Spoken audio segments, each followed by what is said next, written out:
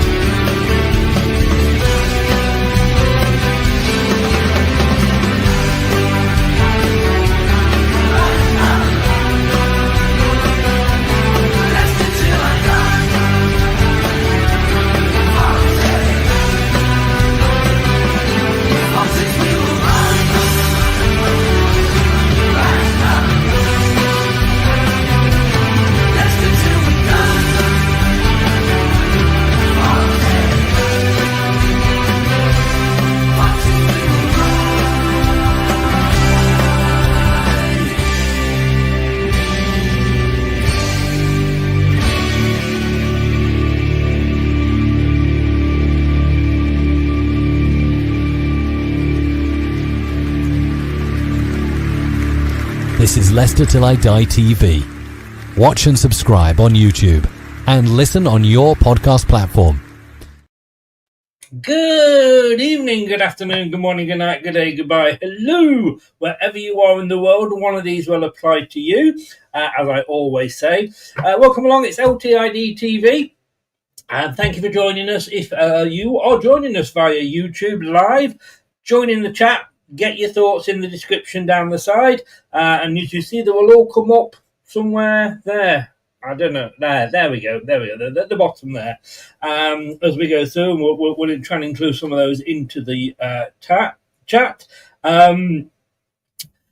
If you're watching on catch up, get your thoughts in below. We're always pleased to see those. And if you are listening via your favourite podcast platform, please do. Well, thank you for listening. Thank you for listening. I have no idea what I'm saying. It's too bloody warm today, I'll tell you. As you can see, though, we've got all those people up in the corner there vying for the job. Are we in talks with Danny Rohl? Well, apparently we're in talks with Sheffield Wednesday over compensation, although actually we shouldn't really be in talks because that has been agreed, hasn't it? They've halved it. It's £1 million now or something. So what are we in discussion with? So many rumours. I've got two experts with me today. Hopefully one of them is going to last the show, although he has gone already, so probably not. And I've got to say a big, huge thank you to Wayne coming in at the last minute just to cover Ant in case he goes, which as it looks like he possibly already has. Shall we talk Leicester? Let's do it.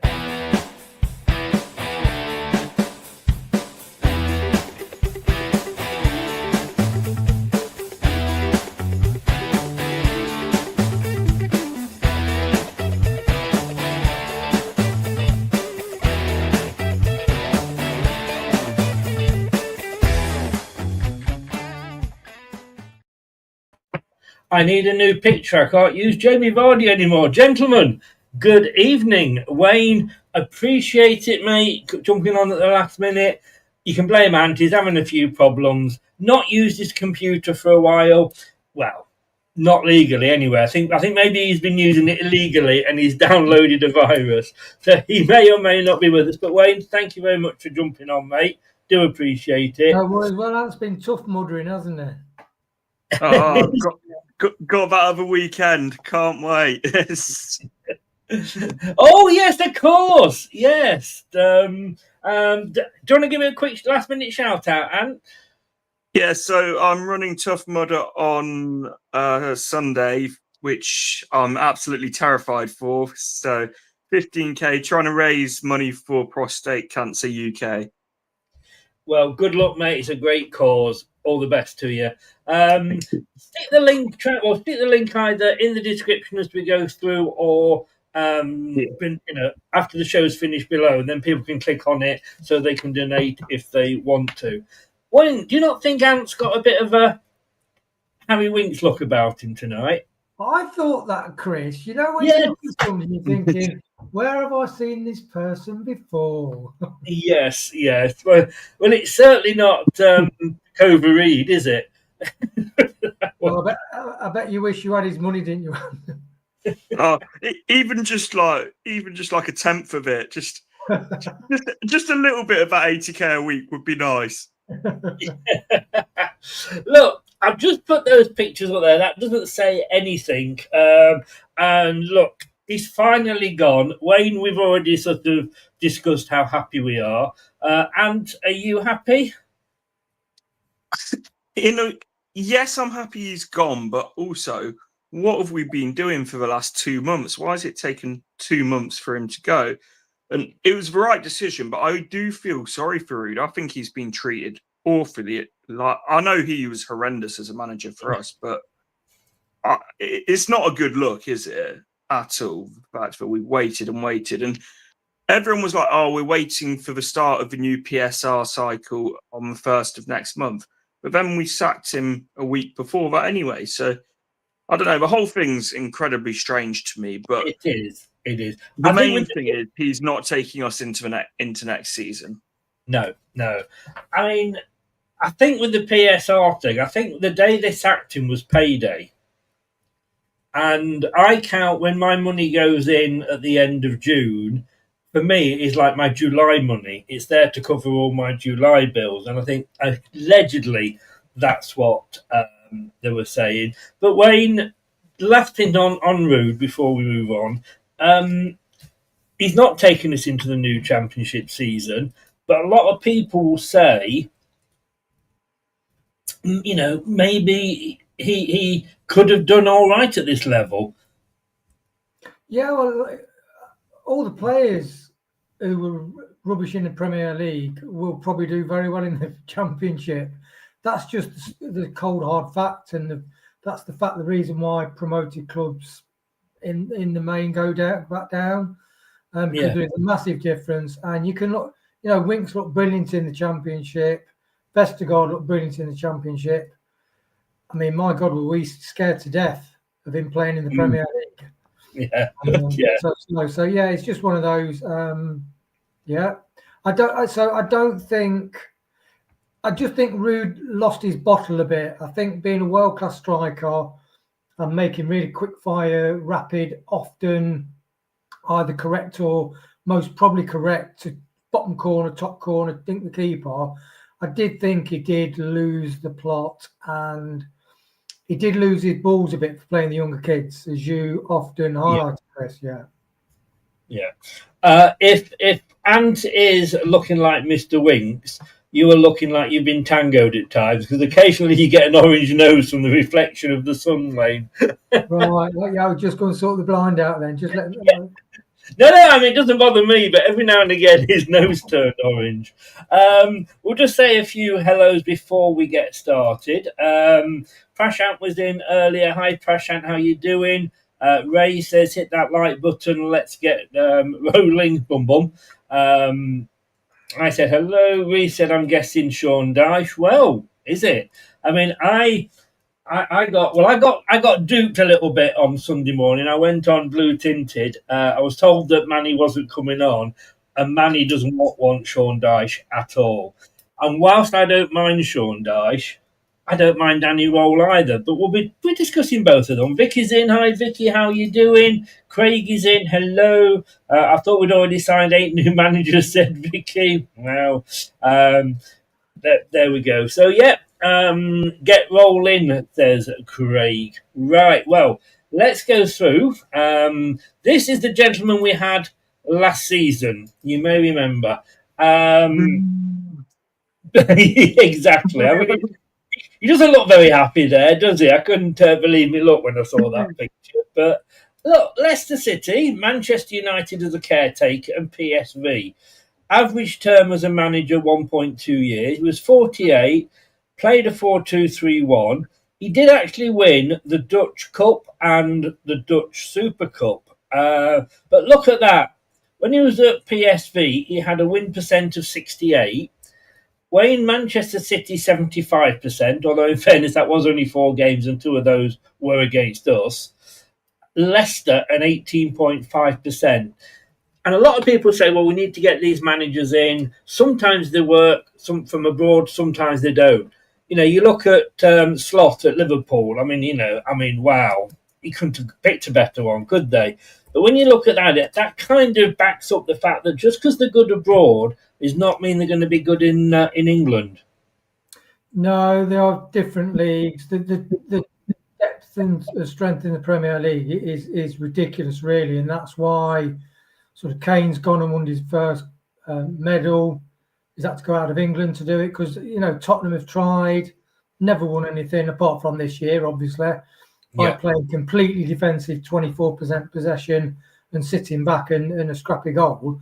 But yeah, it's a different thing. It's like you can go to Scotland if you're in either Rangers or Celtic, and you know, some players go there just to win trophies, don't they? So it didn't translate. He did have a very exceptional squad at PSV, though. He had 4 of them, Madueke. I forget, my memory's not too good at the minute. So, yeah, he had unbelievably large amounts of good young players, and it's okay bringing them up through the ranks, but it's how much you tested. It's like probably a few of the championship sides would finish in the top 6 in that league. So in a lot of leagues, so it doesn't often translate, but you have to take that gamble. That's the gamble you take, and it will this manager come in or will this player come in? Yeah. It's like footballers, isn't it? And some managers will come across and transition smoothly, let's say like the Arne Slots. Others will struggle, like Eric Ten Hag, etc. Although I've said that, he did win the FA Cup. It's a gamble like anything else, isn't it? But this was a spectacular fall from grace, wasn't it? It was, and I think there's gambles, and then there's calculated risks, and then there's big gambles. And I think Ruud was a big gamble more than a calculated risk. Because you look at some managers, and you think, yes, they haven't done it in the Premier League yet, but they've got CVs elsewhere that sort of back up everything else. I think Ruud's CV was so thin anyway. It was a huge risk, but it's one of those. I can see what the idea was with him. It just hasn't worked at all. I mean, Wayne, when you look at Ruud's CV and compare that to Enzo's, and you'll see when I put up the trophies won or the win rates, I don't include where they've been assistant managers because, you know, we all know assistant managers don't always step up to make good managers on that. But when you looked at it, he had a better CV really coming into this as a manager than Enzo did. Yeah, definitely. But it is, if you've been directly involved, it's like we said, oh my God, we've got a guy that was lifting the Champions League trophy, you know, and it is different because he would see up close and personal Enzo's, the way he trained people, his different tactics. They'd all talk about, you see them talking on the sidelines, don't you? The coaches between them, all coming, you know, it looks like they're playing they're coming heavy down the left-hand side. So I think if we switch this formation, we can deal with that. So, yeah, one thing's funny, though, Chris, I had to mention, you know, when I did watch that when you came on Sunday morning, you thought the coast was clear, and it's just the 50th anniversary of George, you know. And it's like Manny, you went in the water and Manny smelt blood. He did. Well, the first thing I said when I came on, I went, because they said, right, who do you want as next manager, Chris? And I said, Manny's not coming in, is he? Because Manny and me are at different ends of the spectrum. No, he's not been invited. And obviously he popped up and asked to come on, bless him. But yes, he could smell blood. But no, we agreed to disagree. Let's leave it at that one. Right, okay. We are going to look at all the main contenders. The top 8 main we're going to look into in detail. But these are the sort of the outsiders, if you like. Now, you've got at 16-1, you got Steven Gerrard. Oh, my God. James Hoff-Thorpe is at 20-1, which is amazing. And this is all the Talk Sports betting this is. James Hoff-Thorpe, I think, has only just taken over at Norwich about 5-6 days ago. So Ralph Hussenthal, Des Buckingham, I have no idea. Lee Carsley, Actually, let's be honest with you, with Lee. I mean, we'll come back to everybody and go through them, but Lee's just won a double Euros. Wayne Rooney, seriously, Steve Cooper, Sam Allardyce, is he still alive? Gareth Southgate, Nathan Jones, Eric Ten Hag, John Terry, Jesse Marsh, Stephen Schumacher. And we're up to 866 to 1. And I've left a couple of the more obscure ones out. Anybody there, Ant, that gets you licking your lips with excitement? Only Lee Carsley, purely, and I think it's probably just because it's happened so recently, but it's been sort of talked about in the news with the Euros. But then you look at Steve Cooper, he had a fantastic career with the England youth. It doesn't always translate, does it? But he's the only one there that I sort of look at and think, that could be quite interesting. And hasn't Eric Ten Hag just taken over by Leverkusen? More than likely. But like you say, James Hawthorpe's only just taken over at Norwich and they've stuck him in there. And I mean, Vicky says there, who the hell are these people? I mean, are you not getting rather excited, Wayne, about our American friend there, Jesse Marsh? No, I mean, some of those names, it's like, it's quite depressing when you sort of when under Brendan Rodgers, we were linked with like some really top European strikers because we were playing really attractive football and would be a great team to come and play for. But the manager list, when we lose a manager, they are depressing, to be honest. I mean, Sam Allardyce, it's like you got a little. It's either AI's gone cuckoo and generating these, or there must be like a 16-year-old YTS trainee in an office somewhere just picking names out of the hat. So this is a really random bonkers list of people. This is, isn't it? It's that time of year, isn't it? Work experience are all out. So. Yes, at the end of the school year, you get to go somewhere for 2 weeks. Very true. I mean, come on, Wayne Rooney, what the hell? No way would he be welcome down the King Power Round, would he? And he's not even the worst name on the list, which is worrying. Yes. I mean, I can put up an argument for a couple of them, but I mean, Steven Gerrard, I'm pleased nobody, if they're in the chat, throw at me, oh, he won at Rangers, he won a league title at Rangers. My next door neighbour's son-in-law is a Rangers fan, and I spent a very drunken, gin and tonic laden New Year's Eve with him. Not long after they'd sacked him, and I said, would they take him back? And he said, not in a month of Sundays. He was bloody useless. It was all the assistant manager that did it all. But, I mean, Ant, Steve Cooper back? No, but weirdly, I still think if we had Steve Cooper now, I wouldn't be Cooper out, because I think if you're going to go back up in the Championship, like, you look at his record in the Championship, it's very good. Yeah. But you can't, and I would lose a huge amount of respect for Steve Cooper if he came back after the way that he got sacked as well. It's like, have a bit of respect about yourself. Yes, yeah. I mean, like I said, Roboff said there, Eric Ten Hag ditches a new job in Germany for the Championship. Totally agree. But I had Dan on, Wayne, and I think you saw it. Dan, the Burnley fan. Hi, Dan, if you're watching. And, he was sort of saying beggars can't be choosers. And a lot of people were sort of also saying, like, who's going to come to Leicester? Look at the mess they're in, blah, blah, blah. But it's still a good club. It's still a big club. There's, look at the new training ground and what have you. And if you applied that logic, Watford would never get another manager walk through the door.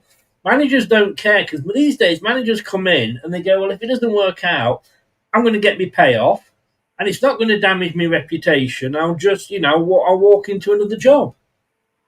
Yeah, and it's like with Enzo, really. I mean, we did feel he did the dirty on us, but then again, what are you going to do when a club like Chelsea comes a knocking? And I also think one thing I do like about Rohl is I don't know whether Enzo, sometimes these managers might have already had a chat with Chelsea and say, look, we're really interested in you, but we think maybe it's a bit early in your managerial career. They've got to be doing all this sort of thing. But I do like the idea of Danny Rohl because of his awful experience at Sheffield Wednesday and doing brilliant there and showing what our tactics in-game and pre-game is good at. Because it's all right saying, play a 3-4-2-1 or a 3-4-4. I do think formations are just red herrings, really, because it's about the attitude of the players. It's whether you can connect from, it doesn't matter what formation, unless you're connecting from defence to midfield or from defence straight to attack. It's pointless. But I do think Danny Rohl will be interested in a 3-year project. I think he'll look at all the Leicester kids, he'll look at the Seagrave, and he'll think, you know what? This would be a brilliant. You want a manager to say this would be a brilliant opportunity and a brilliant challenge for me. Yeah, indeed. Red Devil United. Hi, Rich. How you doing?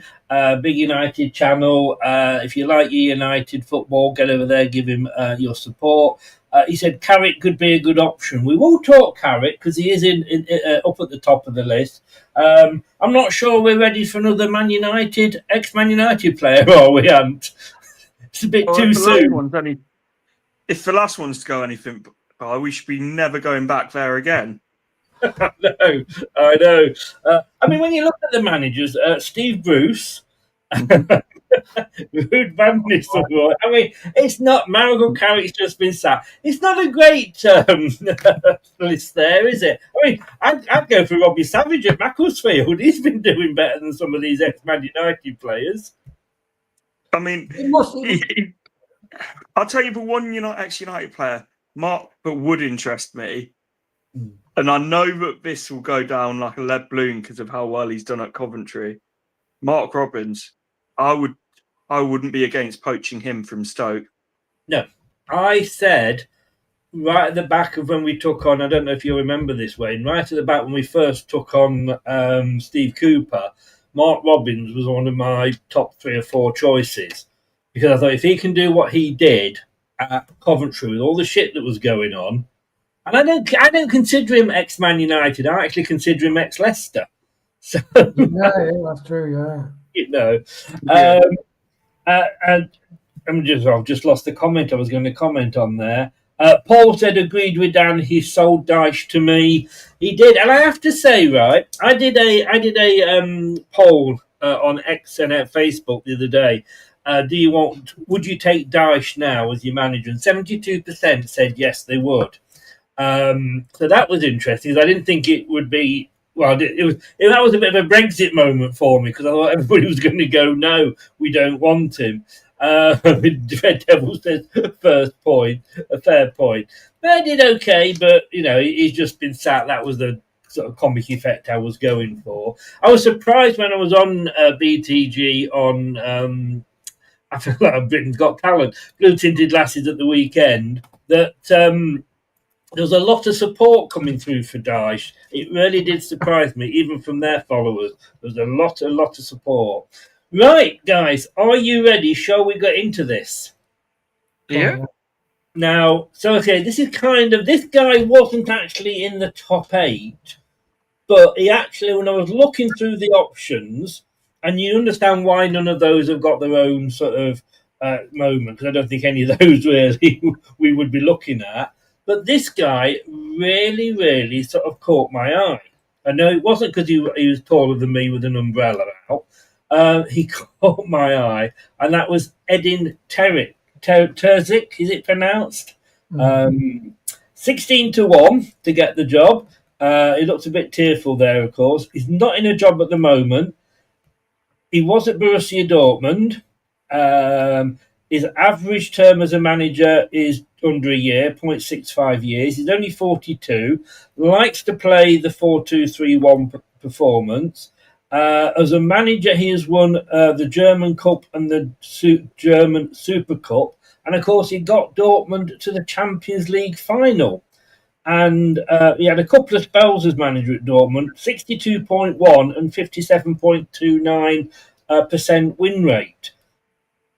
He actually asked to step down after he lost the Champions League final because he didn't think he could take, in a bit of a Kevin Keegan moment, Wade, he probably didn't think he could take them any further. But I actually, when I was reading about this guy, quite liked the sound of him. Yeah, and that's the thing. That does show you that he holds himself to a high account, which is always a good sign, really. Sort of the first thing when you don't quite achieve your goals is to analyse your own performance. Yeah, so I do like that. I mean, they are impressive stats. And who's to know? I mean, I know you said about Arne Slot, but if Arsenal hadn't, had Saka and Odegaard injured for a lot of the season and just didn't go out and buy a recognised striker, might Liverpool not have won the title? So sometimes he might say that, but then other teams around you, and he might end up winning the league the next year. So sometimes funny football has a funny way. So when did you finish? Last season, was it? Or I wonder when yeah, well, no, June the 30th. He's been out of it for a year, basically. End of June last year, 2024. I've not heard his name touted, Chris. So that's a left field, but he does sound like really good, to be honest. I mean, and I'm just going to go. I mean, he was assistant manager at West Ham for a while, 2 years actually. Before that, he was assistant manager at Besiktas. He was also Borussia Dortmund under 17 and youth manager. He's been around Borussia Dortmund. After leaving West Ham, he became assistant manager at Borussia Dortmund. He then took over for 3 games as caretaker manager. He then was manager for 29 games. He then went up to be technical director, and they obviously wanted him back. And 96 matches as manager. And in that second tier, I could say a 57, nearly 60% win rate. Would this guy excite you? He would, and I would really, really like him. And he's a manager I talked about last summer when I was still doing regular content. My problem is I think he will be looking above a club like Leicester, to be honest, with what he's achieved at Dortmund, which, it's like you said earlier, we will be an attractive club and we will attract a manager, but it's what pool and quality of managers we attract now. And I feel like names like this that have done well at huge clubs, I think, probably out of our reach now. But would you not say he's been out of, a bit like Graham Potter, but he's been out in football now for a year, literally left on the 30th of June 2024, and it was his own decision. Like Wayne said, the fact that you can see your own failings is good. I think his words were that you need somebody that can take this team further. I don't think I can. If he's not careful and he's been out of football a year, then you do tend to we joked about Sam Allardyce, but look at Sam Allardyce. You know what I mean? When you're out for so long, it's hard to then sort of come back. So he's got to be careful. And so, he could look at us and think, well, a 3-year project, and if I get them up into the Premier League, again, I'm managing a Premier League club. Yeah, potentially, but also, and just playing devil's advocate here, if he waits a couple of months, then you'll have sackings all across Europe in top leagues already. So I feel like for certain managers, of coming to a top championship club and taking them up to the Premier League is probably their best way of managing at a Premier League or in a top league. I feel like a manager like this, he's already established enough in the game to be able to go straight into a job like that. Wayne, let me say this to you then, and I will probably say this a few times over the next few people coming up. So he's managed in Germany. He didn't win the league there, but he won a couple of cups, as you can see, and they're equivalent of the Community Shield. But is the German top league not really the equivalent of our championship? Maybe towards the bottom, but I do think there are. I mean, historically, the German clubs do well in Europe. It's interesting that a lot of English players go to the German league to establish themselves in Europe. But when you said that he moved up to be technical director, Chris, my ears pricked up actually, and it's interesting. And so obviously that shows the club trust him with making really important decisions on strategy and the technical side of where the club's going. So that is what made my ears prick up, to be honest. And the fact that Ant said he mentioned it last year when he was running his, like, really busy with his channel, that's another thing, because I get what Ant's saying. Why would he come to Leicester?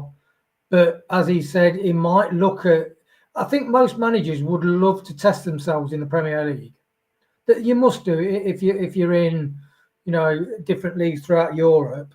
The same as, like, some players come from Europe, like Dakar, from the Austrian league, and they just tank. Others, can step from the League One to the Championship, and with it, it's like Vardy. Give them a bit of adjustment in that, and they can do it. And a lot of people can do it with a step up. So I do think he would consider something like this, or I'd hope he would.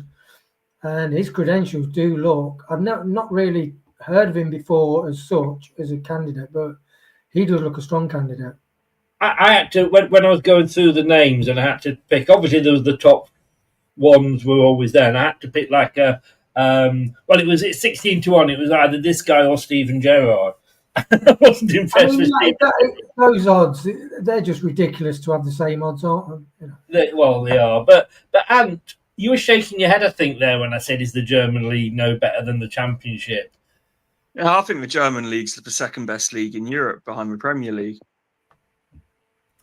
Well, I mean, look, when you talk about La Liga, Ligue 1, and the Bundesliga, they're the big three after the Premier League. The Premier League, we know, is the big daddy, if you like.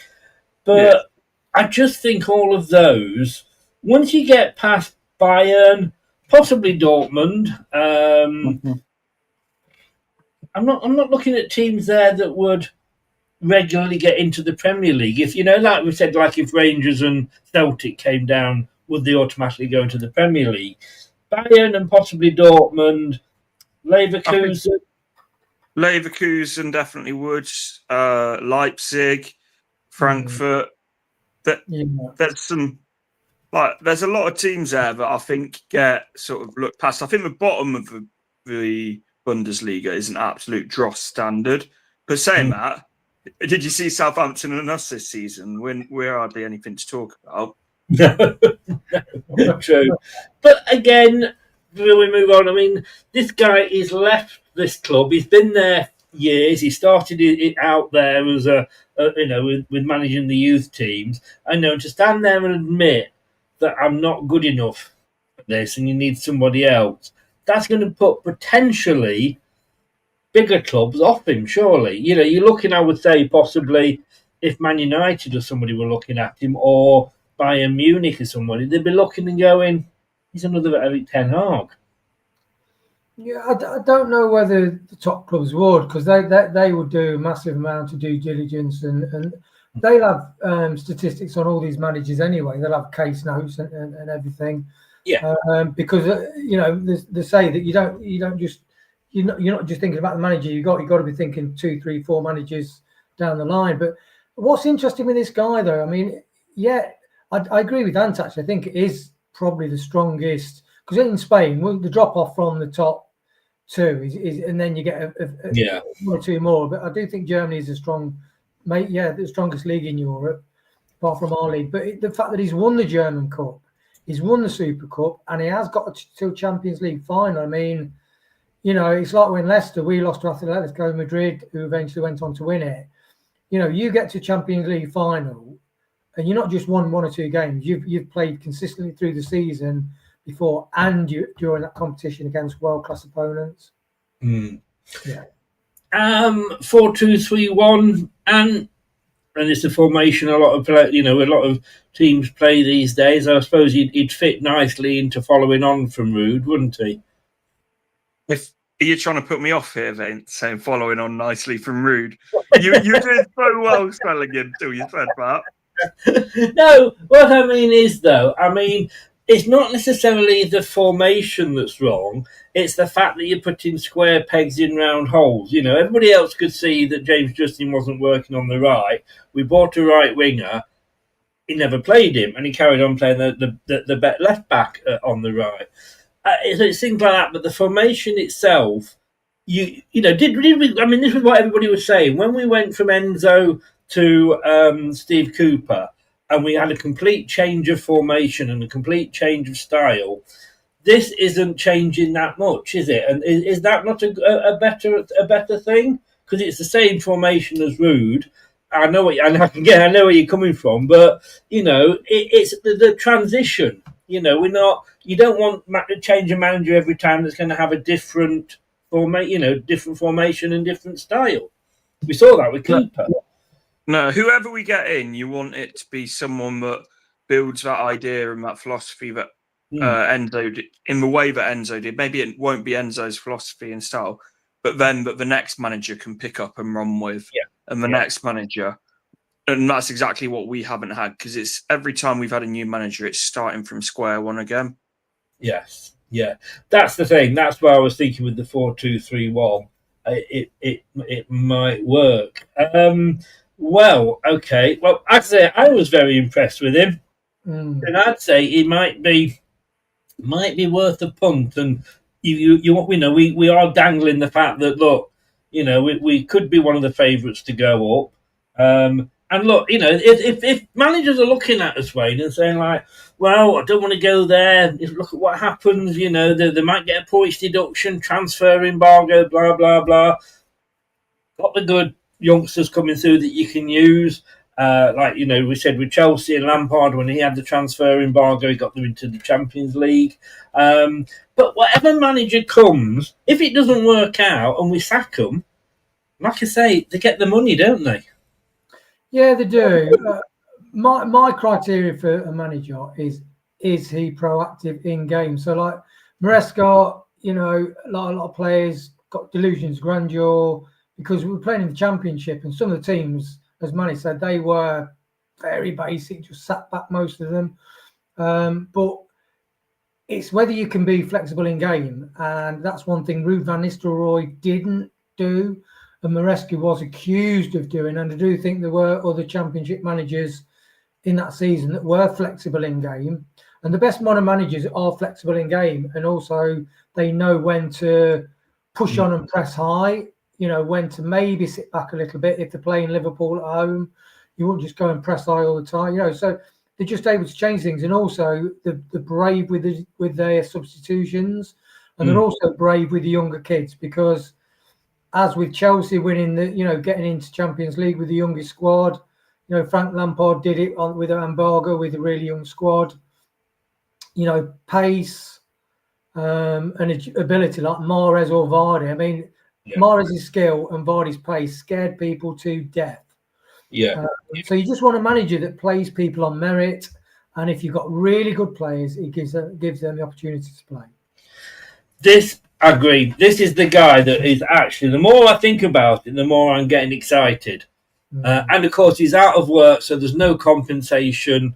So, somebody was saying, like, Sean Dyche will be demanding a high wage.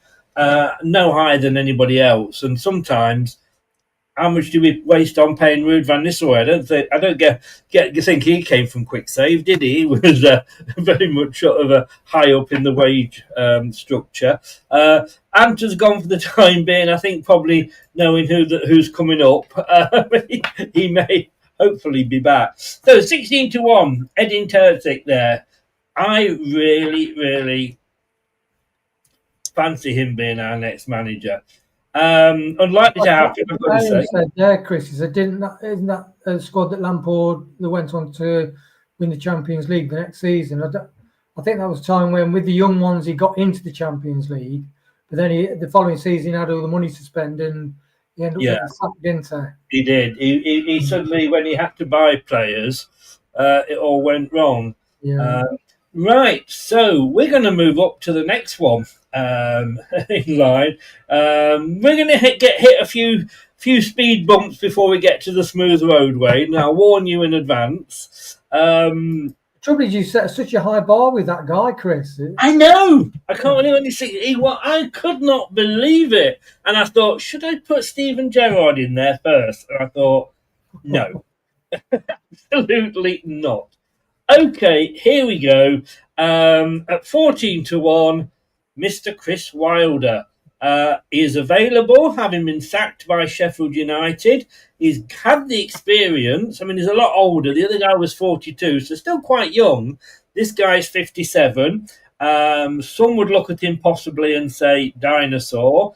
He's been around the block. Sheffield United, as we know, twice. Watford, Middlesbrough, Northampton, Oxford. Started out in his managerial career at Halifax Town. So he's been through the leagues, so he knows, again, the lower leagues. Average term as a manager, one of the best of all those that we're going to be looking at. He tends to stick around for an average over 2.5 years. Again, despite everything we're saying, get lost, Ant. As just said, anyone is young compared to you. Yeah, you're not coming back in then, Ant, are you not? The truth hurts, doesn't it, Chris? The truth is biting. I was being really nice to him today as well. There's no need. He thinks he's coming back in. But again, he prefers a 4-2-3-1. Not good in the trophy department. Chris, Championship playoff final. Yeah, he did. I mean, it was on penalties. Okay, it was on penalties. It was by the skin of his teeth, but he still got a team, and that team, obviously Sheffield United, up.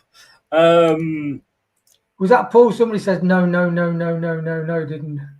Well, it's blue tinted glasses, and do if you've not, I don't know why you wouldn't be not following blue tinted glasses. Big Leicester channel, going over there and support them. They had me on Sunday, so we like them. But yeah, I'm guessing that is Locks, to be honest with you, because Manning usually comes in on his own thing. But yeah, he doesn't want the old dinosaurs. Look, the way I see it with this guy, a bit like the Dyche, really, is what do we want for the next 3 seasons? We want to survive this season, not do a Luton. Because we get a points deduction, transfer embargo and business plan, and whether we like it or not, we are going to be hit by Champions League. Chris, I'm laughing because Paul's the guy that put no, and he's put and another no. Oh, I thought you were looking at blue tinted. Sorry, I didn't see the Paul one. Oh no, they clothesline you, Chris, on Sunday. You know what I mean? Yeah, they did, didn't they? I thought I held my corner well, though. Well, to be honest, Chris, I thought you reminded me of like Stan Laurel when he's in the boxing ring and he's put like nuts and bolts in his glove. You came out punching, didn't you? I did. But did you notice as it went through the show, there was a lot of support for Sean Dyche, but we'll come on to him in a bit. Look, 14-1, like I say. And if we look at his, and I just can't see it, so I'm just going to go big on my other screen here. Like I say, if we're looking at what we want, so next season, it's all about consolidating. It would be great if we don't get any punishments and we can go ahead and buy players. That would be great. But looking at the worst case scenario, management plan, points deduction, transfer embargo. So next season is all about surviving. The next season, then, we've got to look at getting promoted. But like, maybe do a Leeds, if you like. And I think that wouldn't do us any harm. I'm not trying to convince you here, Paul. I know. Don't sit on the fence. Don't sit on the fence, mate. You say that one word, that 1-2-letter word, Chris. Could I literally, when you say like when you ask me money in one word, and like is it no? Yes, yeah. But and then get us promoted the season after next, and then when we're in the Premier League, keep us up. And look, I'm not picking these guys. These are the guys that are just at the top of the odds, according to TalkSport. So please don't have a go at me because I'm not picking these guys at all. But there's a lot of no's for him. His win percentages, Sheffield United, the first time, 43.5. Where was he before that? Watford, it was 27, which was his worst. Middlesbrough 42, First time at Sheffield United, nearly 47. Northampton 48, Oxford 45, and Halifax Town 34. Knows the lower divisions. Not somebody, are you ready for this, guys? Not somebody I would want.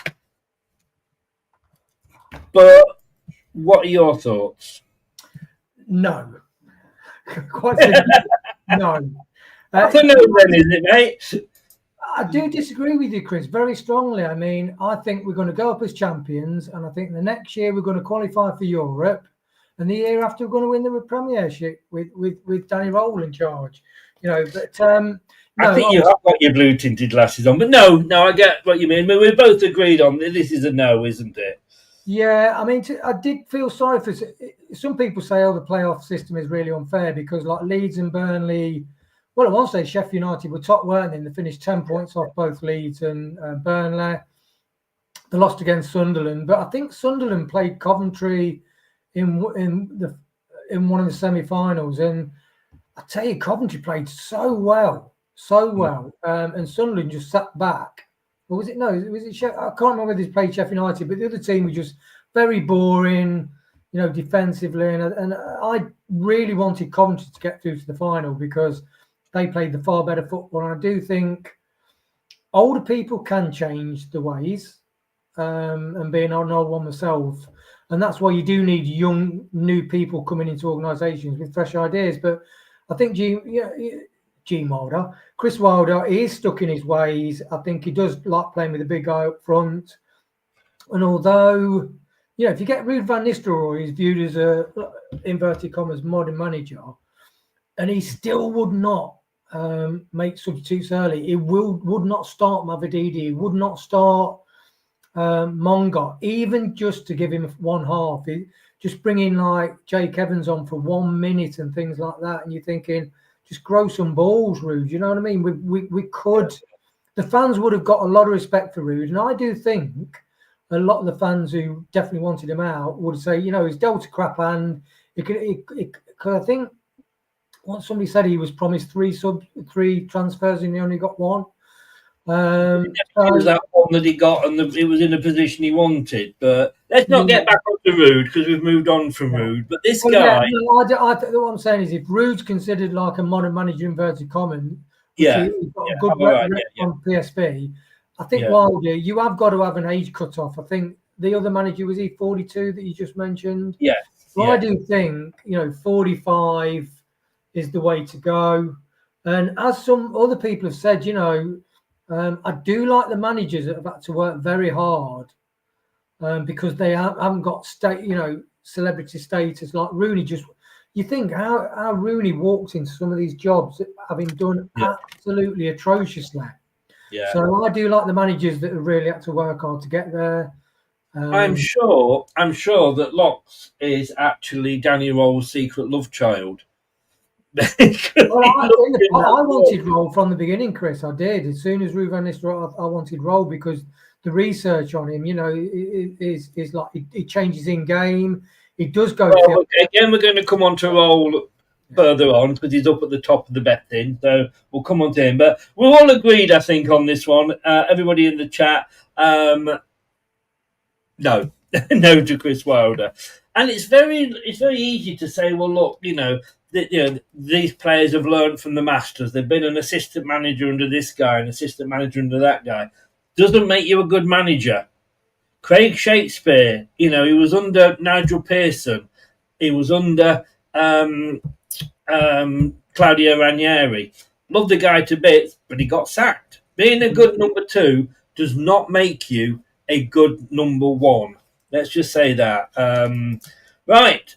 At 12-1, I can't believe this guy's up here either. David Wagner. Norwich City, Young Boys, Schalke, Huddersfield, and Borussia Dortmund 2, which is obviously their second team in the German leagues. His average time as a manager, 1.85 years. Again, he's a bit older. He doesn't look 53, in fairness. I mean, when you look, he looks 57. He doesn't look 53. Again, a 4-2-3-1 style manager. It's amazing what a cap does, Chris. It knocks 20 years off you, mate. Does. I'm 90, really, you know. And that's just after last year watching Leicester. It aged me. So that's after Manny's finished with you. Yeah. And I'm going to pretend you didn't say that, otherwise I'm going to start getting worried with your job. Doing shaky dirty there. He had the top 6 clubs in his first 8 games. Yeah, I'm not saying. I'm just saying I didn't sack him. It wasn't me that wrote to top of each and said, sack this guy. But he was sacked. It's a simple. And I'm just saying that being a good number 2 doesn't guarantee you're going to be a good number 1 in any business, you know. But, you know, hey ho, you know, I suppose, you know, if I say ladies' toilets break in the away end, it's my fault. He won again the playoff final, again on penalties. Now his win percentage, 41% at Norwich, 47 with the young boys, 30 at Schalke, 34.4 at Huddersfield, Dortmund. Now I've got 234% there, but it isn't. Believe you me, it was 34%. I did these very late at night. It was hot and humid. That's the big bear in mind, Chris. When people say, "I'll give it," you know, if you give me the job, I'll give it 120%. You can only have 100%. You can't have 101%. No, exactly. But for me, no, not for me. What about Do you know, after all that build-up, Chris, you gave him all that build-up in the sale, you know, because you're in sales, and then you just said no. Well, no, I'm just, he's there. He is in the odds. He is in the top 8 of odds. Look at that, Chris. I mean, you look at, because somebody, when you're on TalkSport, they mentioned all your trophies, your great display at the back of you, which is your favourite. I mean, you imagine his backdrop. Championship playoff final after penalties. Yeah. I hope that's not a euphemism. I don't really want to look at his backdrop. Thank you very much. But those percentages, you look. I mean, Huddersfield. I remember when they came up to the Premier League and they just came up for one season. Yeah. You know, Norwich, yo-yo team, and Schalke and young boys. In that league, it's not that brilliant. No. No. He's actually he's always said no club. He's academy manager at RB Leipzig. He had 75 games at Norwich, 40 at Young Boys. So it was virtually from July to March. Schalke only had 40 games there, July to September. Huddersfield, look, he had a long time at Huddersfield, 154 games. And when we say Borussia Dortmund, let's not get excited. It was Borussia Dortmund too. But when you look at that and you go, well, all right, he's got promotion with Huddersfield. Did he keep? I think he kept them up that first season, didn't he? Oh, I can't remember. Yes, I think they did. I think they stayed up that first season. Skin of the teeth, yeah. Yeah. But then the next season, they went down. They went down quicker than a prostitute on double time. I mean, that was cruel for them. You know, think yes, we've survived, and then the brutality comes next season. And, Yes, I mean they probably made Southampton this season look good. So not the man for me. Not the man for me at all. I'm afraid he's just not. No. Just I think as Paul would say, no. So we're agreed on that one. Now, somebody just said it is getting progressively worse. But believe it or not, it's actually going down in the odds. So we're actually getting towards the favourites at this thing.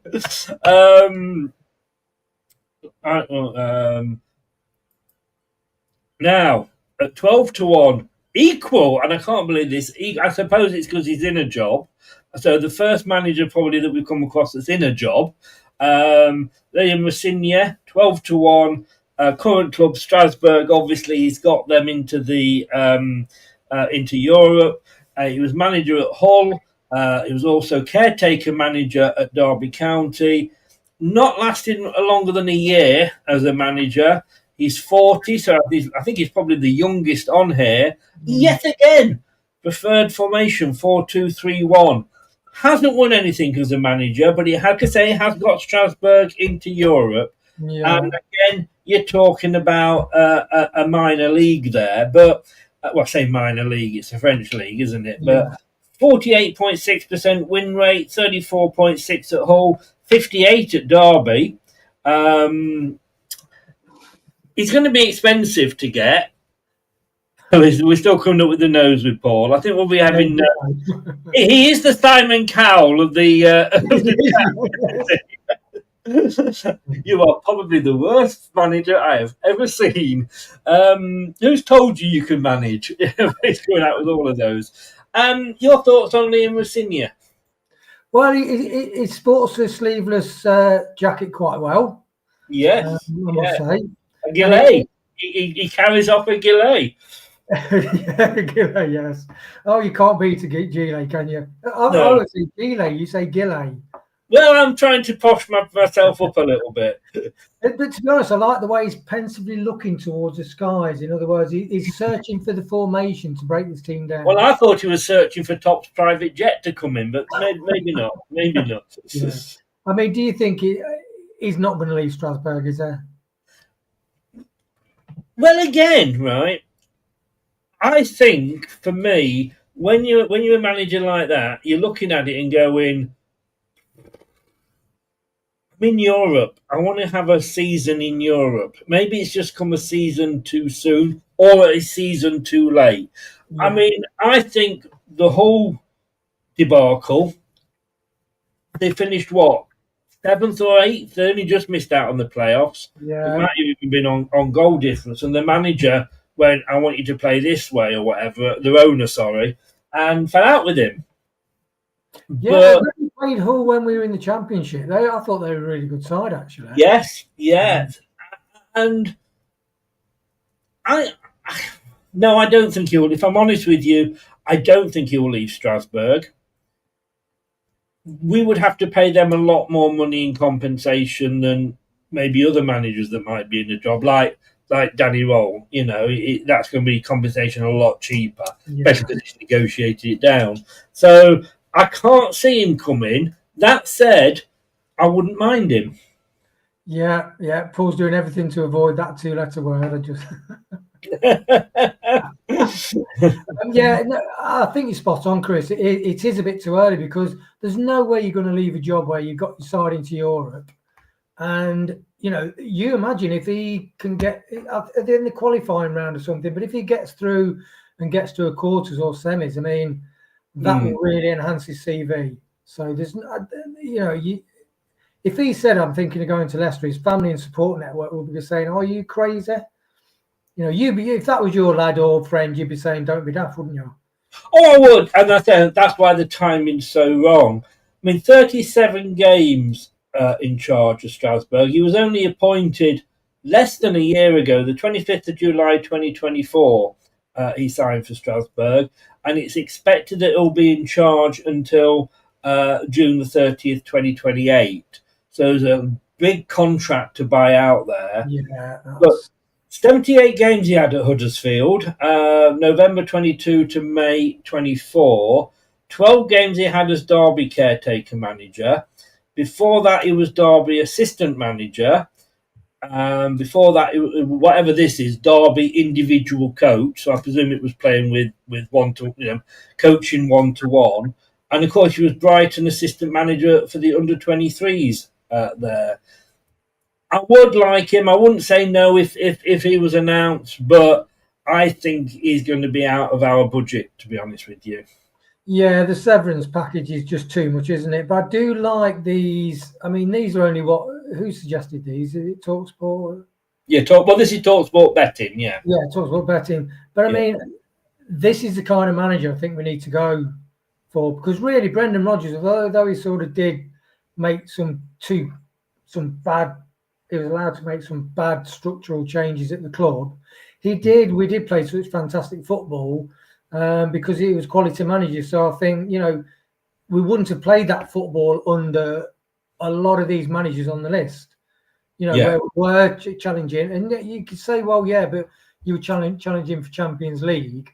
But, you can win the Championship, and you if you develop things properly, you can actually beat a team that stays in the Premier, and then you get to mid-level safety where you can think, okay, so things are settled here, and could we push on again? So these are the kind of managers I'm excited that we're looking at, actually. Yes, no, I agree. Right, the next one, I can't believe that this guy is sat at 10-1, and regular viewers of this channel, and I'm just reading there, Planet Earth thinks Dyche and O'Neill would be better than Rohl. Interesting. I can't believe this guy is a 10-1 shot, because if ever there was you look at a man, somebody in the odds and go, WTF is he doing that? Then for me, this is the guy. I would sooner have Steven Gerrard than this next guy, or I'd sooner have Wayne Rooney than this next guy. This is how bad. If this guy comes in as manager, I'm going to go and start to support Coventry City. That is how. You've not had a job as a warm-up artist for a comedian, have you? Because that's a terrible intro. I know. I do like to build the. I do not want this manager in any. We will one day, Locks. We'll have a one-to-one show and we'll discuss Rohl. The funny thing is, I don't mind Rohl. That's the funny thing. Yeah, this guy. I'm sorry. Let me just bring him up. What the fuck is he doing on this list? 10-1. He hasn't got any current club at the moment, so he would be cheap. I don't think he carries off the delay as good as old Liam did. Obviously, he's been at Wolves and Bournemouth. Average term as a manager, 1.32 years. He is 42. Slightly different formation he prefers. 3-4-2-1. Hasn't won. It's not a big change, but you know what I mean. But trophies won as a manager. And Wolves, his win percentage was 31. Bournemouth 28. El Bazer said hell no. What are we doing? What are we doing? Why is this man even being considered? Like I say, give me Wayne Rooney, give me Steven Gerrard, give me Peter Taylor. I mean, you're going a bit low, Chris. Saying no, I would sooner have Peter Taylor. This guy has done absolutely sweet FA. Now I know Turnbull. Bournemouth friend. What's your Bournemouth friend? Oh no, Craig. He absolutely loves him. He does. He does, and I don't know why. I mean, your manager gets stuffed at 9-0 and he's sacked. And all right, this guy came in and we were the next game, I think, and he got a 0-0 out of us. He had 63 games as manager of Wolves. He only had 25 games as Bournemouth manager, although he did have 12 as their caretaker manager. Was that after Eddie Howe left? Sorry? Was that after Eddie Howe left? That was after Eddie Howe left. Yeah. He was Liverpool under-23 manager for 6-7 months. That's not a good look. And I've got nothing to say. Absolutely got nothing to say. Can't hold down a job. But would you want this guy? I mean, what this guy wouldn't inspire a piece of shit to float in the water. I mean, what is it? I mean, look at him. Oh, look, he has got a different formation though, Chris. He's got 3-4-2-1 actually. So I know. Is that a plus though? I'm not sure. Somebody tell me, is there anybody in the chat that would take this guy on? You know what's funny, Chris? We played football for a team, a Leicester team, pub team, and there's a guy, and every year he wanted to. So he got like striker of the year, young player of the year, most goals in the year, but he never ever got player's player. It was a bit great, so he'd never get the vote. What it is, he actually went and paid a trophy maker, and he had a trophy made player's player. And then we're playing football. He actually, no, we're having a couple of drinks in the pub afterwards. And he let it out that he had this trophy made. Of course, we ripped into it. And that's kind of, it seems that Gary O'Neill might have a few trophies on his backdrop that he's actually had made himself because he's not won anything. Yes. Yeah. Why would you appoint? I get that, but he's not won anything. No, he hasn't. I'm a bit confused here because Planet Earth won't be happy with you, Chris. He's O'Neill's biggest fan. And he did say here earlier, I think Dyche and O'Neill would be better. And then he's saying here, Locks, you're a liar. Watches Radio sums it up for me. Give me Peter Kay over this chump. And whether he'd soon have Martin O'Neill back, that's a stiff, but then that's two L's with Martin O'Neill, isn't it? I'm confused. Planet Earth, do you want this guy? Oh, no. Peter Kay, what adverts did he do for that beer? What beer was it? Oh, that was John Smith. John Smith, yeah. Well, John Smith's manager. That's have it. Have it.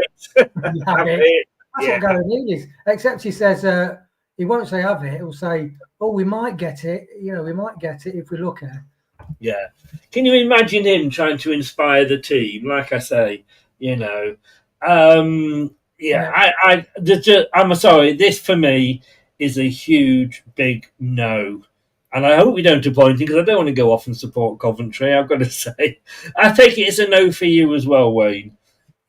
NO, capital letters, neon signs, 100 foot. No. Well, we're into the top four now. Do you know who's at 4-1 for the job?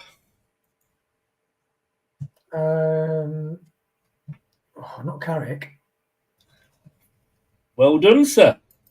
Michael Carrick, 4-1. Current club none, so he's cheap. Previous clubs Middlesbrough. Average term as manager 1.32 years. His only club as manager has been Middlesbrough. 43, so he's a young upcoming manager. We're back to 4-2-3-1. He's won nothing, but his win rate at Middlesbrough was 46.3%. First question I've got to ask you here, Wayne. Too soon for an ex-Man United player to take over as our manager? Oh, my God. I mean, they've just not got a very good record, have they, basically? To be honest, I did think Middlesbrough would one season. Did they get in the playoffs? I thought they were skirting around the top three one year and they got into the playoffs. I did think they would actually make it even briefly up to the Premier League, but he just hasn't done it, has he? My worry is, and I don't know who the guy is, somebody will probably tell me in the chat, but the owner of Middlesbrough, and it's the same guy that owned them when they went through the spending spree with Ravanelli and Juninho, and they lost two finals. They lost them to the league to us. They linked to FA Cup final. Can't remember who they lost that one to.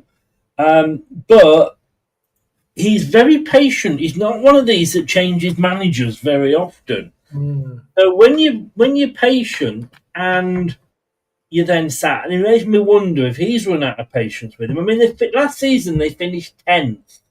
And I know he had the first season he went in, and they were struggling. They were near the bottom. He went in. I think he took over from Chris Wilder, didn't he? Yeah, I think so. How many seasons did he manage? Was it? He's been at Middlesbrough. Michael Carrick has been at Middlesbrough since October 22 until June 25. So he's been there a fair time. He's been given time, so it isn't a knee-jerk reaction. But he got them up to 10th last season. They were flirting with the playoffs. Won 18, lost 18, but only won one of their last 5, 64 points. They also sold the top striker, I believe, so that doesn't help a team when you're looking to go up if you sell your top striker. Was he treated a little bit unfairly by Middlesbrough? Not really, no. I think he was back to a certain extent, and that is, 3 seasons, that's enough, isn't it? is enough to find out whether you can do something with that team. It's like, do I think Rude, if Rude learns from his lessons and really has a good look and even asks his friends or different people to, Maresca say, let's have a chat and what could I have done different sort of thing. Rude could go on to be a really good manager. But no, I don't. I think you can get out the Championship. You've been drinking? No.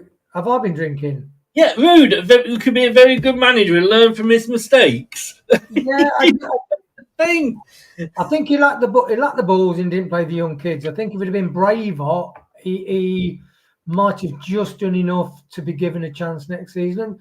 Nine games without a goal, 19 games that we lost about 17. Yeah.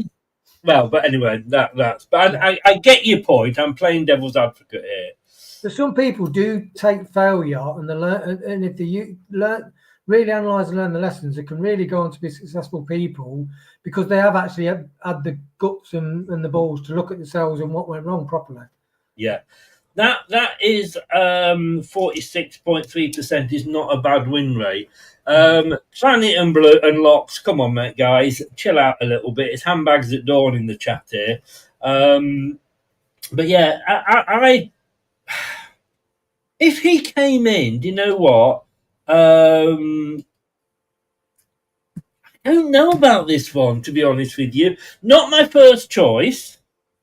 I would sooner have him than him. Let me put it that way. But then again, like I said, I'd sooner have Peter Taylor than. That's why I'm saying you'd rather have constipation than diarrhea, Chris. Fair point. Would I? I suppose the difficult thing is when you look at these managers of these clubs, you go, well, they didn't do very well, or they didn't get Middlesbrough promoted, blah blah blah. But you could then also argue, did Middlesbrough have the squad that Leicester have got? No, and they didn't have the squad that Leeds or Southampton or Burnley, yeah. So, for me... I think the minimum, if you're a decent manager, the minimum you should do, you should be able to sneak into the playoffs because if you look at the table, I mean, every team within... Yeah, you look at the points, and until the last few games of the season, Bristol got in the playoffs at 59 points, then Blackburn 53. I mean, Middlesbrough, they only got... the points. I'm looking at the wrong thing there. Yeah, so Bristol City had 68 points, Blackburn had 66, Millwall 66, West Brom 64, Middlesbrough 64. So they were only 4 points off the playoffs. So there's so many teams in the Championship. You get the top two that run away with it, or top three, like Sheffield United, and then you get a massive teams that are really 6 points could separate like 15 teams. It's crazy, the Championship. But you should be able to get in the playoffs, really. I think. Yeah. But like I say, for me, I'm torn on this one. I don't want him. He's not one of my first choices, but I wouldn't be crying into my soup if we did get him. Do you know what I mean? Right, let us move on. Of course, he was assistant manager for Manchester United for a little bit, and he was caretaker manager for a little bit. I don't know if I've heard that before. Let's move on very quickly. Here we go. In second, have I missed somebody there? I can't have done, no. He looks like he can rap and break dance, doesn't he, Danny Rohl? I like it. He does. I thought there was another one. Just bear with me, ladies and gentlefolk.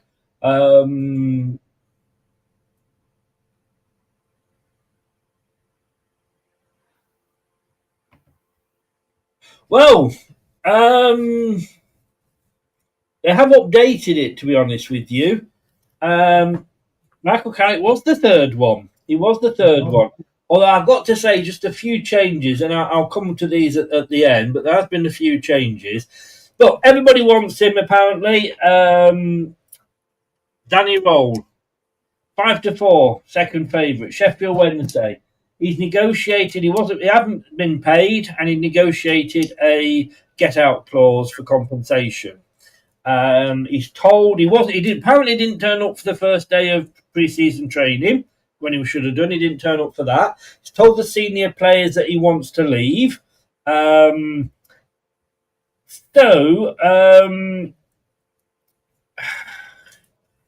Locks, come on, mate. Just chill out, for God's sake.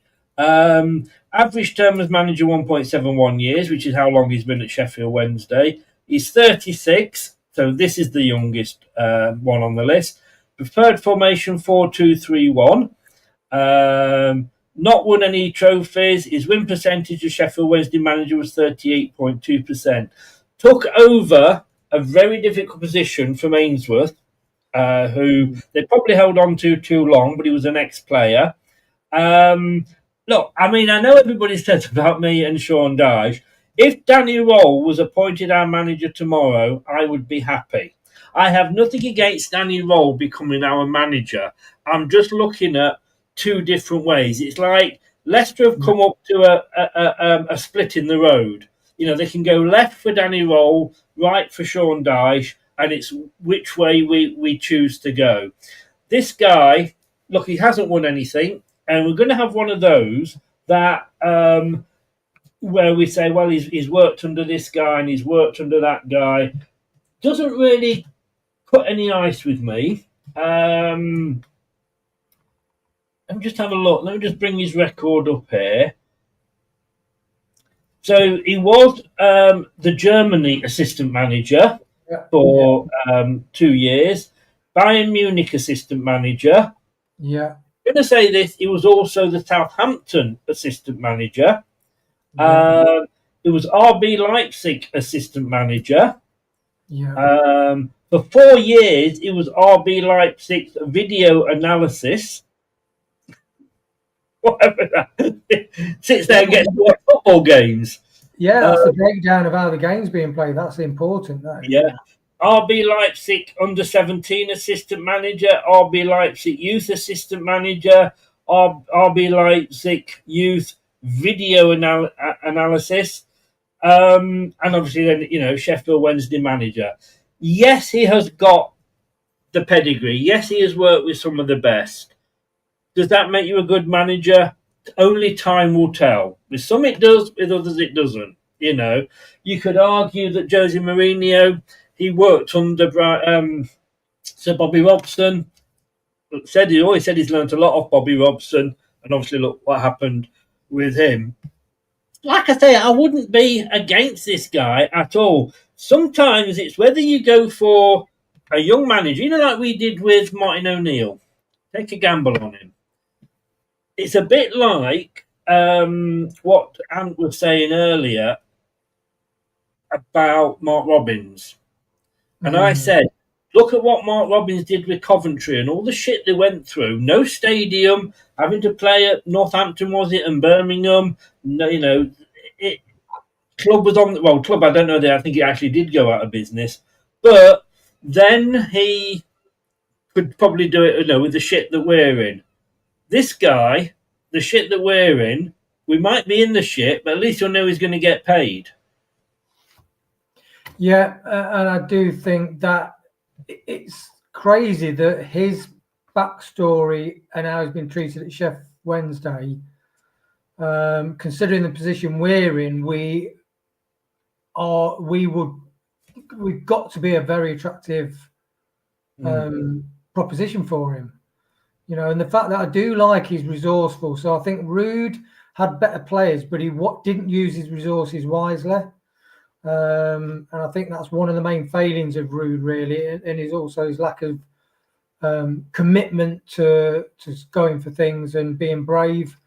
But I do like Danny Rohl. He's a very resourceful manager, and he does change in game and have that flexibility. And I do think he will bring out the best for the players. It is a gamble. It's like Maresca was. I mean, none of us expected Maresca. I mean, when he walked in a black and white jacket of Seagrave, you're thinking he's a snappy dressing bugger. And he was like you said, he was lifting the Champions League trophy, you know, weeks before. So, like even Brendan Rodgers I mean, that was quite left field, really. I mean, when Rodgers was, I was like, bloody hell. And we went on to play some brilliant football. So it is a gamble, but I think, we're not a club that can just pick and choose managers, and we're not a club that can just buy 40 million pound players. Well, that we were at one stage, but we're not now. So I think a resourceful manager, we've got to have that, and a manager that is modern. You don't know he's going to play the young kids, but that's what we need. I'm getting fed up with saying we want a manager that will play the young kids, because we said that about the past 4 and they bloody haven't, Yeah, but Southgate, worked with the young ones, and when it came to it with England, I do think we'd have won the Euros maybe if it had been brave in his decisions. And he went back to the old safe Hendersons and different people, so yeah. The argument could be there is that, and I said this the other day to yourself, I think it was, that when you look at Seagrave, it's like planting a tree. You're not going to go back the next year and have a great big oak tree. It's going to take years to grow. And it's taken those years for these players. And we have got, you could almost say, our golden generation here. In the fact that, we've got the Nelsons, the Alvis, the Mongers, the Baybrooks, the Evans, the Okolos. They're all there, ready to be taken. And like I say, whether a manager will come in and want to take the risk with that is interesting. Now, like I say, we're at that V in the road. Will he, T-junction, if you like, will he turn left the top and go for the young and upcoming manager? And if he turns left and goes for the young upcoming manager, this is your guy. Yeah, well, I think top does want to go that way. It's interesting. Planet Earth says, do players like watching video analysis? Because it's interesting, when Mark Albrighton did an interview, and he says some of the players did not like he says, some of the players literally switched off because they were that bored, because he went over things over and over and over again, so they understood it, and they felt, the older generation, so I think players do like it, as long as, if Rohl's, it's like anything, you get a teacher that just waffles, I waffle sometimes, but if you get a good manager, he'll condense his information, he'll keep things quite simple. And a lot of the young players, like your Mongers and Jake Evans and Bell Nelson, they are competitive players. They are, I mean, and also Will Alves. I mean, have you seen his training he's been doing even before the training started? He's been training like he's going to be. It looks like somebody off the 300 film. He's so ripped. But he's, some of these young players, they have got tenacious fighting spirit. Yeah, and I think with the video analysis as well, let's not say that it's a case of with video analysis that they're going to come in, sit all the players down or every day and say, right, we're going to watch this game, whatever. It's his job to maybe watch the last game that's been played and go, right, to the manager, this is where we went wrong. This guy wasn't doing this.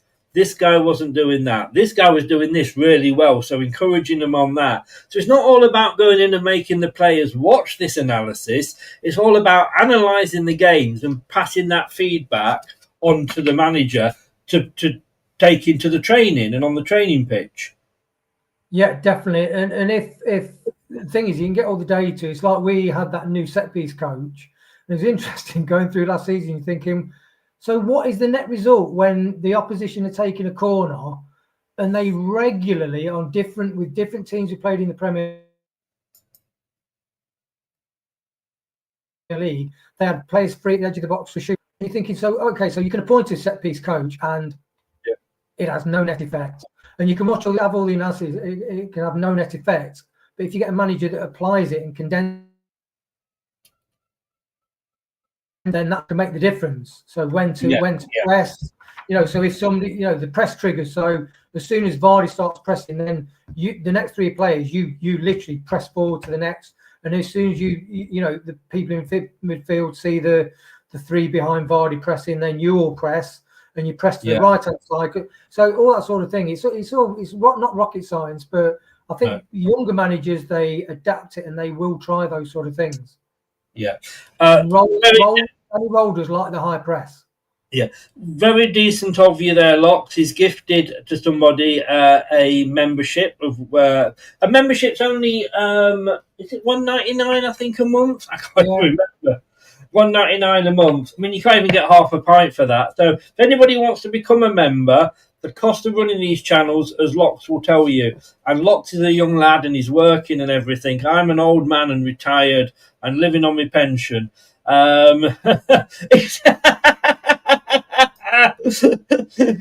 says I gifted a membership and it came to myself.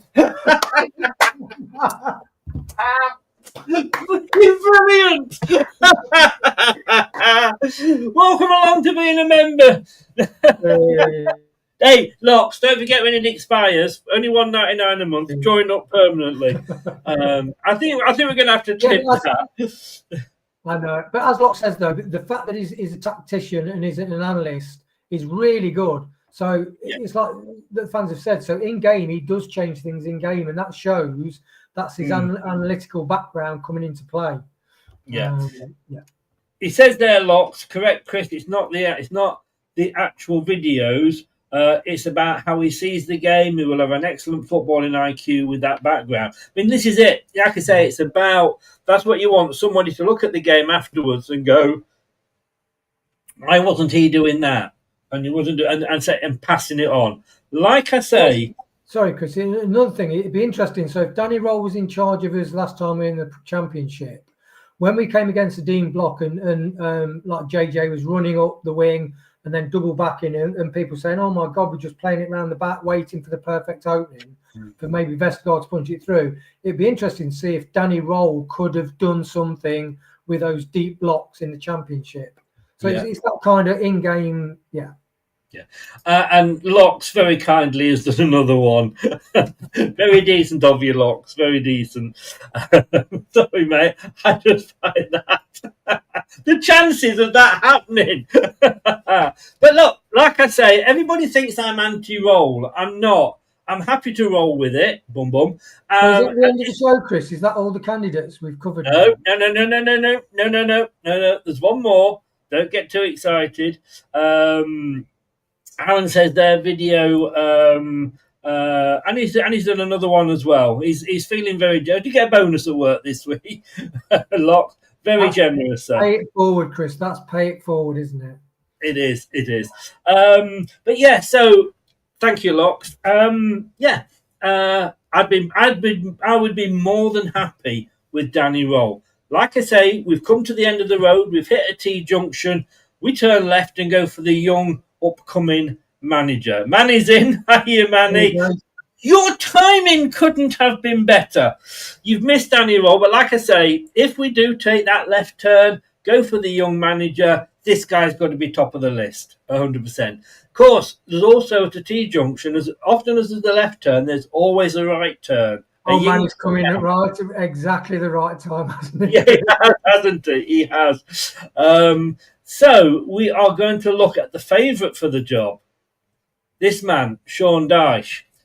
Now, the thing is, when we had Manny on here quite a lot recently, and he went Dychesaurus. But you know, he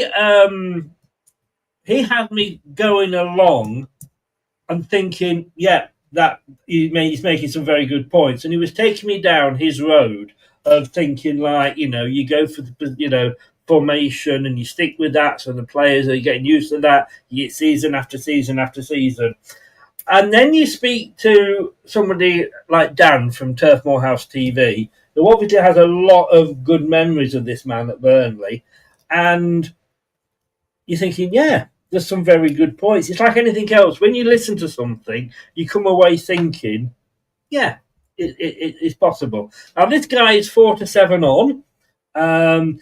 He hasn't got a club at the moment. Everton, Burnley and Watford were his past clubs.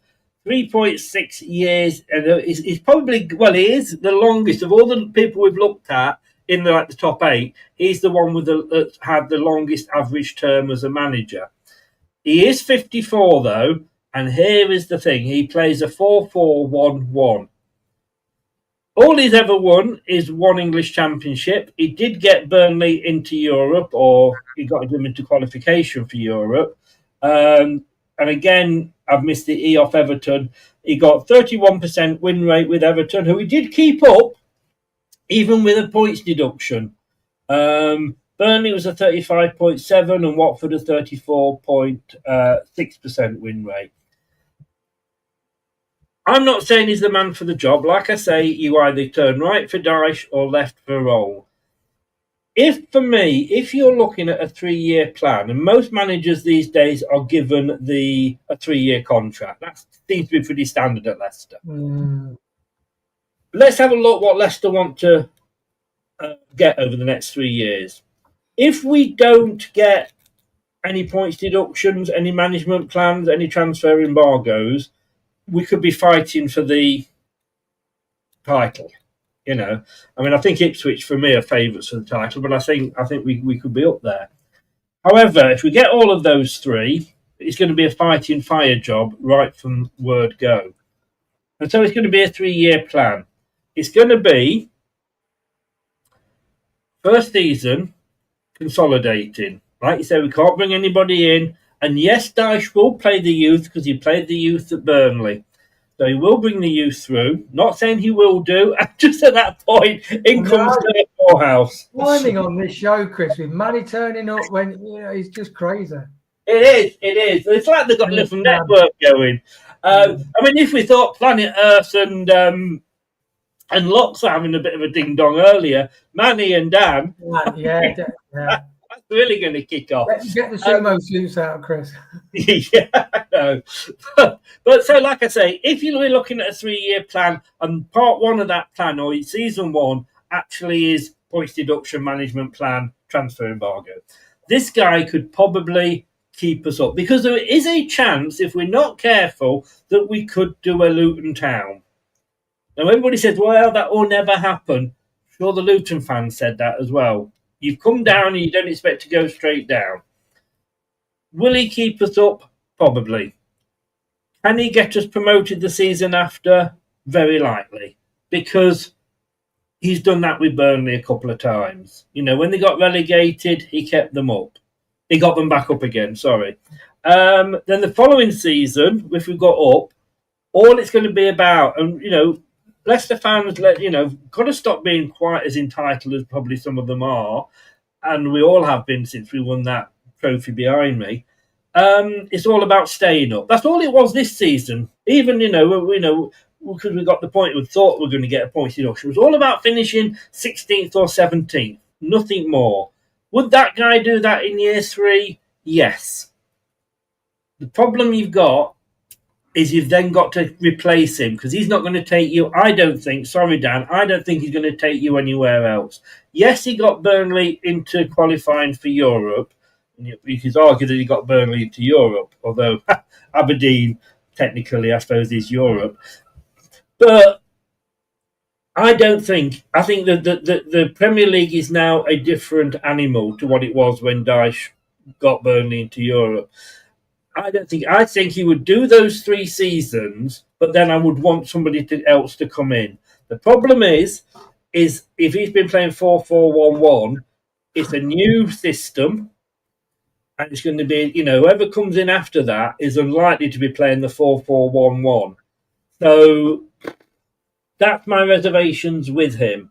I can see the benefits of him, as I can see the benefits with Danny Rohl. Just not sure, mate. Yeah, it's very difficult. With Sean Dyche, it reminds me of Hale and Pace, by order of the management. Remember them two, the 2 bouncers. Who's that? Oh, yes. By order of the management. Yeah. All the formations, 4-4-1-1 is... It's almost like we've gone back to the dark Victorian days, to be honest, Chris, when we look at that formation. And to be honest, I mean, formations are misleading, because you could say, well, as soon as we get offensive, the one behind the one could step up and be up to top, and the 4 in midfield, but 2 of them might be wingers, and so that formations are a bit misleading sometimes. But I think his style of football, especially with the fast counter-attacking that Wolves have adopted, you sort of Bournemouth and a lot of clubs Like, Arsenal beat Chelsea with 40% possession, but got far more XG and chances on target, shots at goal. And I think that's a modern thing. And do you want to sit back and just nick a win? That, to me, I mean, the fans will not stand for that. If you pay, because nowadays to support a team like Jack from Final Whistle, to go around like Kate, it's very expensive to follow your football team. So yes, you do want to win things, and fans get very unhappy when you're not winning. But you have got an element of entertainment as well. And even some fans were saying about Enzo in the Championship. Some of my customers, I was asking them and say, so what do you think about the way we're playing? Do you think we're playing well? Are you happy we're winning? And said, yeah, we are winning, but there's a lot of recycling of the ball around the back. And sometimes it's just really not very exciting to watch. In fact, sometimes I've been playing on my phone while we've been watching the match. So there is that element. And I do think you have a responsibility towards fans to provide some entertainment. All right, let me ask you. I take that point on totally. I do watch alongs for the matches, as you know, and I've sat here, one game last season. Whilst I was watching it and talking on it, I was actually on another screen, and I was WhatsApping my daughter. Because that's how bored I was with watching it. And look, we know with formations, if we say, well, we're going to plan for 4-2-3-1. And that's great. I'm just going to switch the light on, Chris. 1 minute. So. Okay, no problem. I'll come. So we're going to plan for 4-2-3-1. That's the thing at the moment. Everybody's playing it, and 80% of the managers we've looked at now play a 4-2-3-1. But then we say, in 8 years' time, we might be looking at some other sort of formation. Back in the 60s, 4-4-2 was all. We won the World Cup playing 4-4-2. Now, nobody's into 4-4-2. In another 10 years, they might not be into 4-2-3-1. But the problem is, and Manny always makes the point, who has followed Dyche and been successful? Now, he said that the other day, didn't he? And it is a fair point. And I would argue, and only because I was playing devil's advocate, but I would argue, well, that's down to the club to get the right manager in to follow the manager. So I can see the benefits of him, but I can also see why people are against him. That fence is really scratching me arse at the moment. Isn't it, Chris? It is. The thing is, I think when we chatted with Dan, I mean, it's like anything. If you love attacking, playing football, because we all like watching the sides that play exciting, attacking, wing play football, or sort of tap through the middle or dribble through people. And that's why people like Alves, when he came on before his injury, and Monga, we love them. But you do need to win games. But the thing is, a lot of managers will not. So if Rohl, I do think he'd be interested in like a 3-year deal. And I think, you're right, Chris, we have to sign people on 3-year deals because it seems a standard format, which then means you have the expensive packages unless we get compensation like we did with Enzo. But I do think whatever manager, I think Dyche will be happy with the 3-year deal, but I don't think the fans will be happy for that length of time. I think the fans would love to get back in the Premier League, but it's at what cost you do that. And I think the younger managership is the best way to go for the long-term future. So I think it will. Yeah. I think it will provide you with entertaining football, but obviously the younger. I mean, talking Manny's purist phrases and ways, I get that, but you will need to mix some experience with these young kids as well. But the trouble is with Dyche is it will be massive experience. So some of the older players you'd see him probably using more, whereas I think Rohl would maybe use them, but in a way to support the high pressing that he wants. Because as people have said, you can't high press with older players. The probably last 30 minutes and that'll be the lot. Whereas the younger players. Let's be honest with you though, that there's no guarantee whoever comes in that they're going to play the youngsters. That's why I hope there is a transfer embargo, because then they'll have to play the youngsters. But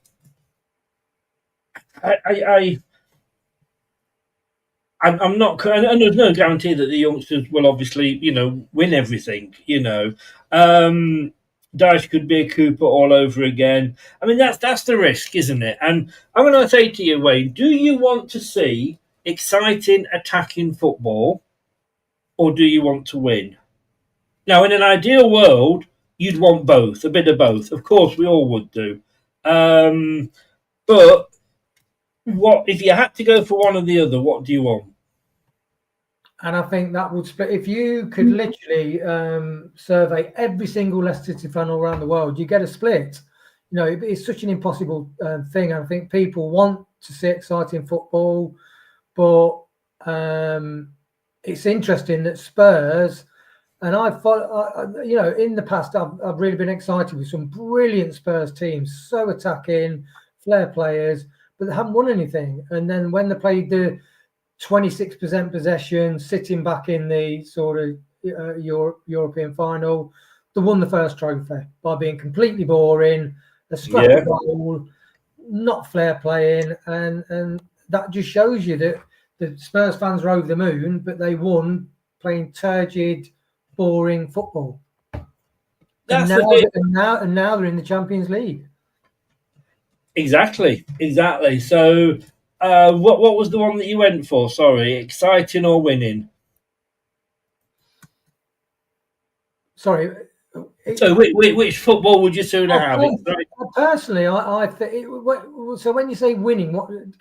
Come on, Chris, I'm turning on you. Clarify winning. Okay, do you want to be Tottenham, playing exciting football?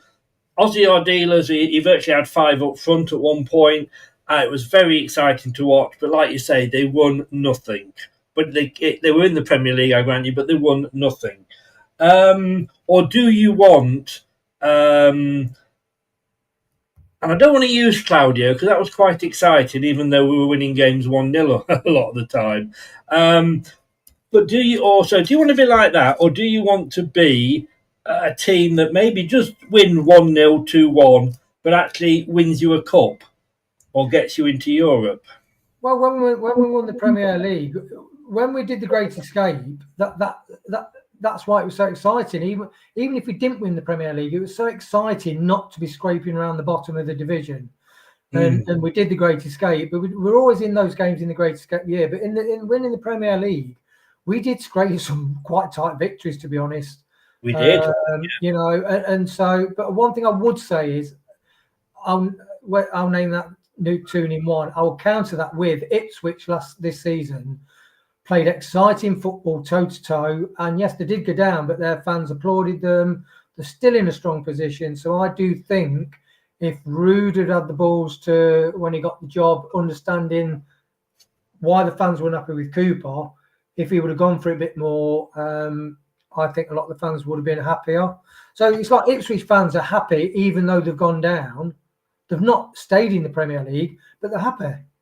Those fans applauded Ipswich off after every match. Yes, they did, but you've still not answered the question, Mr. Keir Starmer. Because you asked me the extreme black and white questions, but when you ask Manny the questions, you give him far easier questions, Chris. I do not. I asked him this very question the other day. So what would you? So you would be happy with us playing the sort of football Ipswich we're playing, but we get relegated? You'd be happy with that at the end of the season? Yes, this season, yeah. Because we got relegated by playing quite turgid football and having a... No.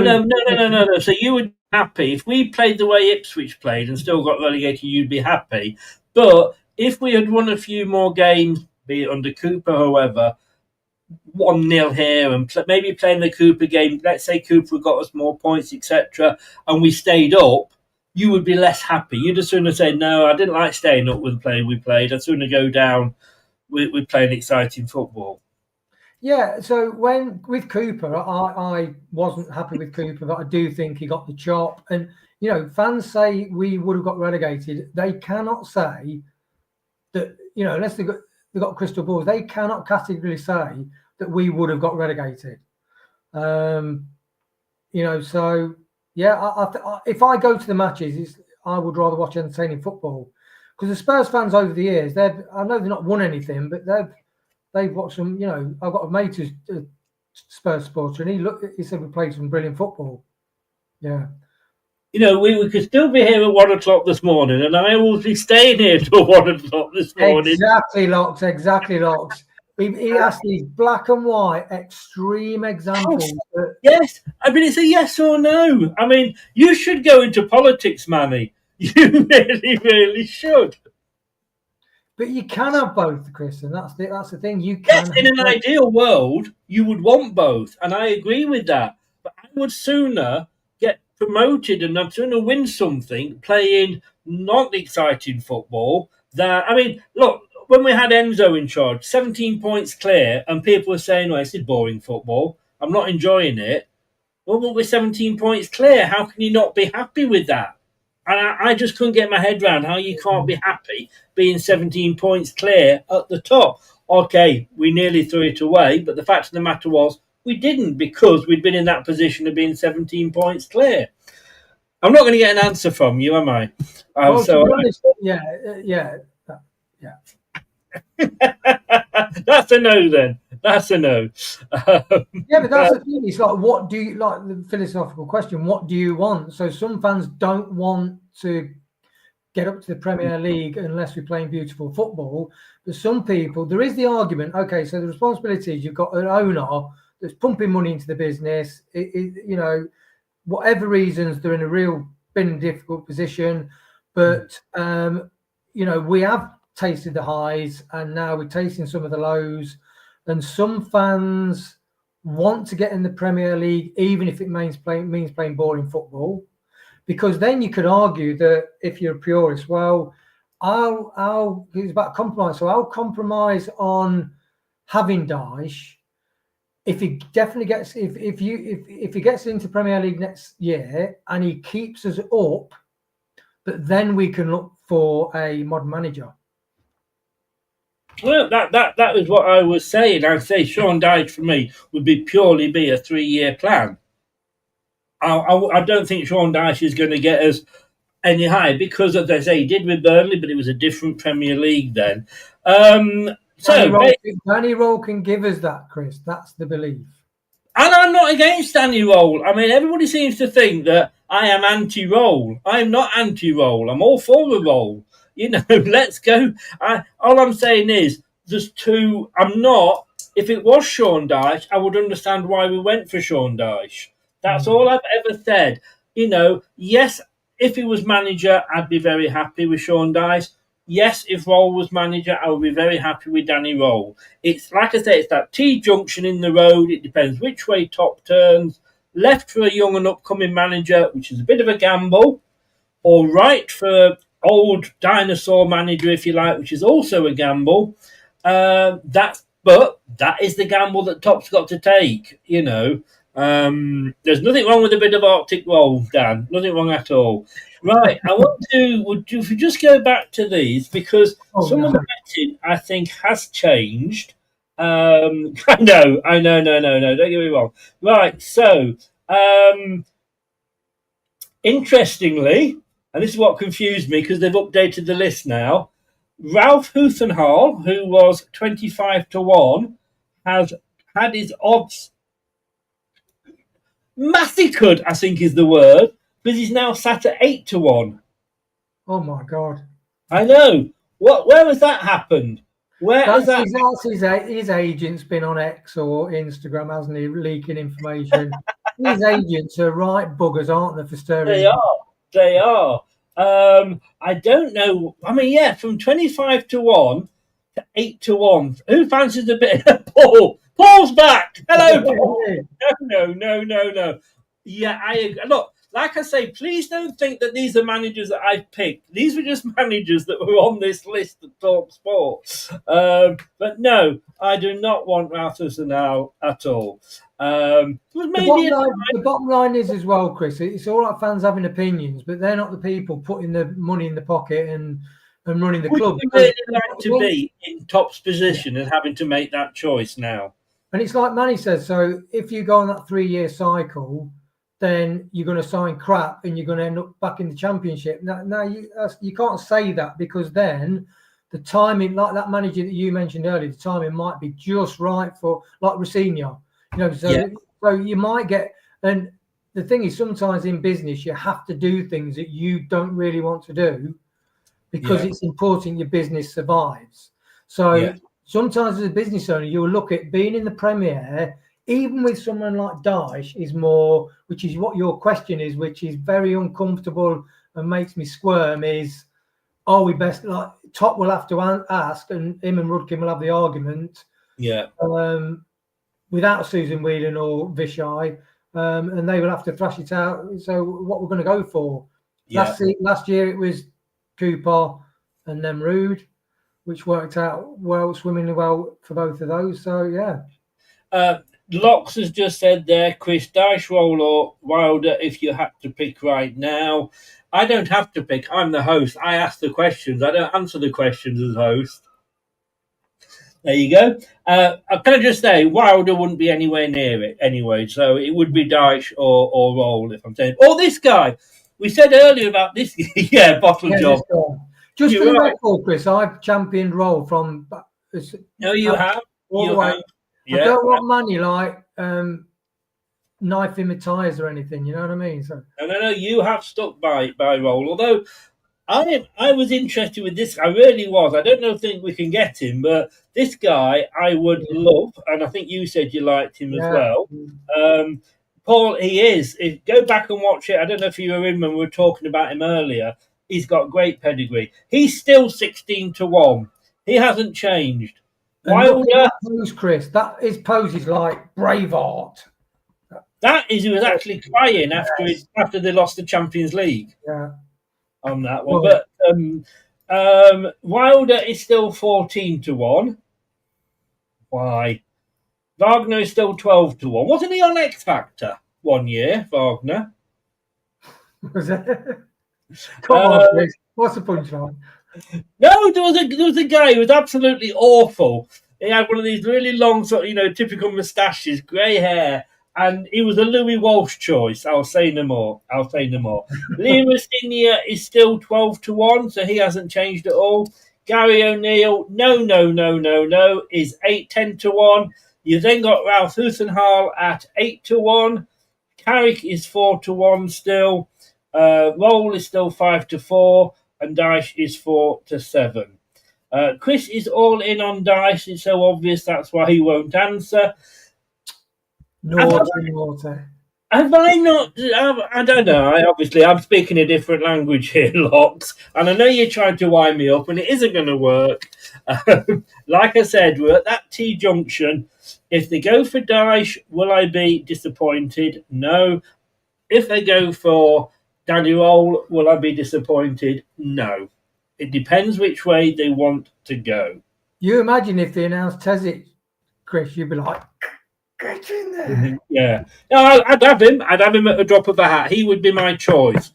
But we were not going to get him. Wayne, look, you jumped on at the last minute because Ant was having computer problems. Don't know what he's been doing. I think he's downloaded a virus with all those dodgy sites he goes on. Wayne, thank you so very, very much, mate. Really do appreciate it.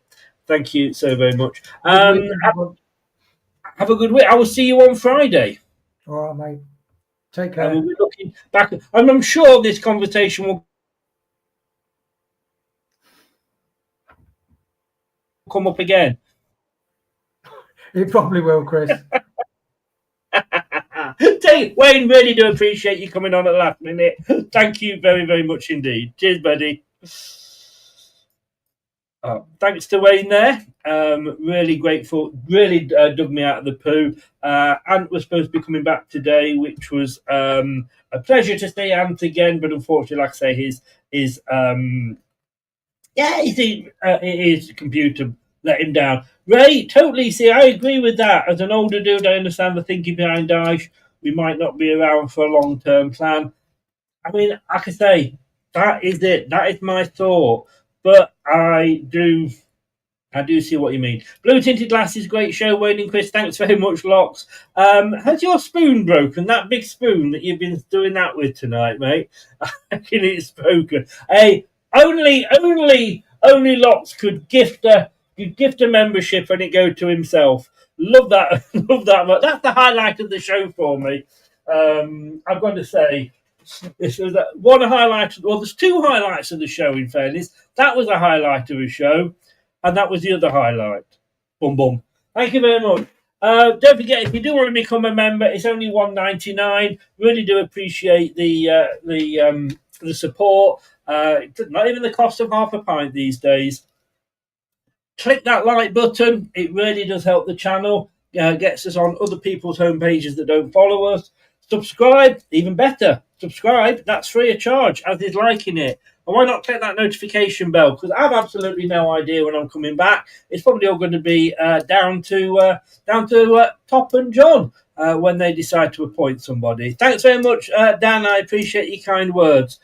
Take care. Don't forget, check out all the other Leicester channels. Blue Tinted, Leicester Fan, Jack's Final Whistle.